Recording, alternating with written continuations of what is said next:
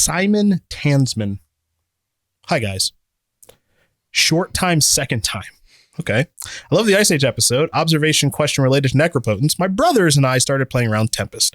I remember one time buying a bunch of the then current 5th edition from the card shop with them. And one of the packs was necropotence. We stared at the card for 20 minutes trying to figure out what the point of it was. The only thing we were sure of was that it was the worst card we'd ever seen. Then a few years later, my 8th grade science teacher was a big Magic player and would play with us kids. He was like an old kung fu master who would descend upon his mountain dojo every so often and mop the floor with us youngsters while dispersing pearls of magic wisdom. One time he told me the necropotence was one of the most powerful cards ever. I laughed. Quote, no way. You have to pay a life to draw just one card per turn, quote. I said, young Padawan, he said, but you can also draw more than one card a turn with it. That was a big moment for me as a Magic player. It had never occurred to me that you could activate it more than once. And once I finally got that, I feel like my understanding of the game really jumped up to a much higher level. So my question is, can you guys remember any moments in your Magic journey where you felt like you suddenly leveled up in your understanding of the game? I have one really big one. Go for it. All right. So I'm hanging on a neutral ground, shop up in Manhattan, waiting for a PTQ to start. Okay. And I'm watching Paul Jordan, who I haven't heard that name in a while. Yeah, used to do, I don't know if he still does, but did sort of like stats mining and gathering for Magic. And played on the Pro Tour a handful of times. We actually were briefly in college at the same time. Okay. I think he was a music major at Seton Hall, and we bumped into each other a few times on campus.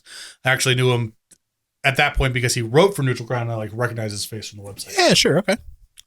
So he's playing Goblins. It's not even just the PTQ format. Like, I think it's sealed and they're just like playing standard. Okay. Whatever.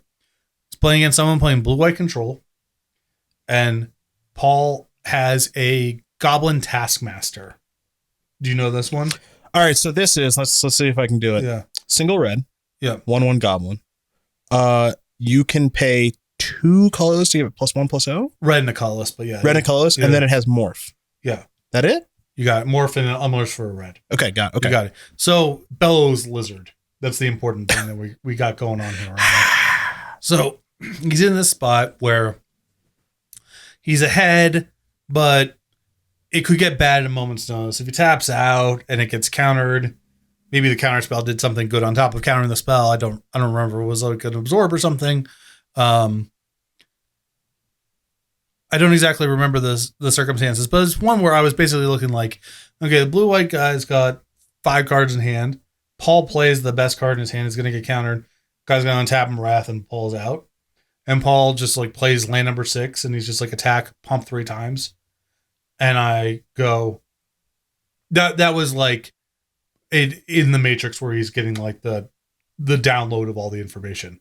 Sure. Like just like, oh, you don't have to cast your spell. You can just spend mana doing other things against a counter spell. Yep. I was like, it's over.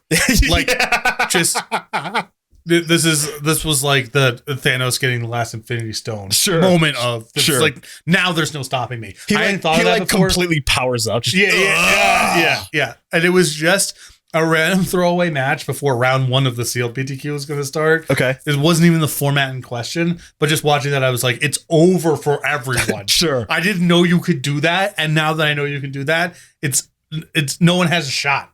And no one did for quite a while. There it is. There it is.